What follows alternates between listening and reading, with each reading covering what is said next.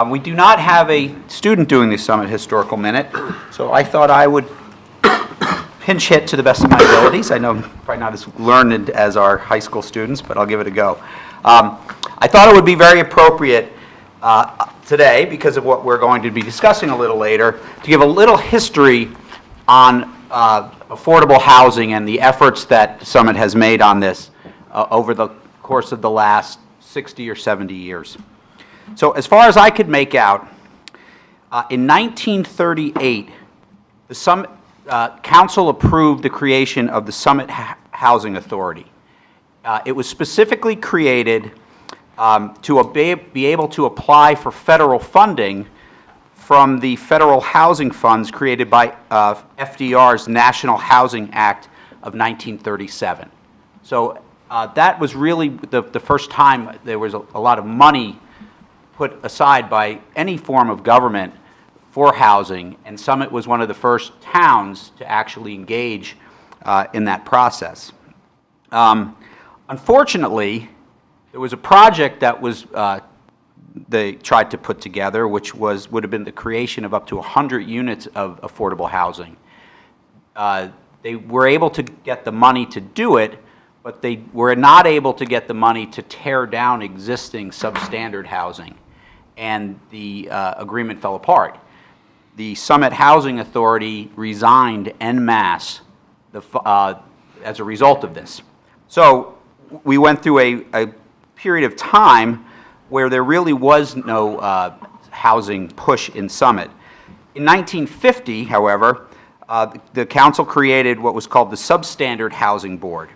And that was a board that was supposed to look to oversee just that, substandard housing in Summit. Back then, there were a lot of houses and units in Summit that had no running water, no bathroom facilities. Hard to imagine. That was just 66 years ago, but that was a fact. There was, again, a proposal to look to create some affordable housing in East Summit that the Substandard Housing Board put together. Resident opposition and lack of consensus amongst council, though, doomed the effort. And again, the board resigned en masse in 1951 as a result of that. In 1956, all of the clergy in Summit wrote a letter to the council urging the recreation of a housing authority. So there's a long history, 60-year history, of our clergy in Summit being involved in pushing for affordable housing in Summit.